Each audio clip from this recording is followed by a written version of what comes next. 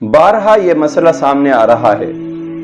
کہ کچھ لوگوں کی سوچ اس قدر عجیب ہو گئی ہے کہ وہ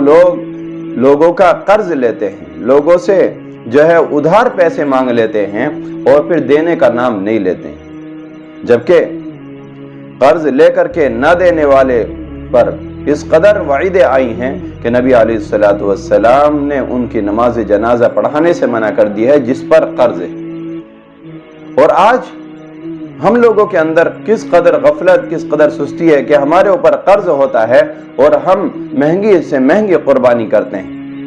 50-60 ہزار کا بکرا لے آئیں گے لیکن 20-30 ہزار کا قرض ادا کرنے کے لیے تیار نہیں ہیں۔ میرے عزیزو، اگر آپ کے اوپر قرض ہے تو پہلے اس قرض کو ادا کیجئے، اور وہ قرض ادا کرنے کے بعد اگر 52.5 تولہ چاندی کے بقدر مالیت بچتی ہے تو آپ کو قربانی کرنا ضروری ہوگا۔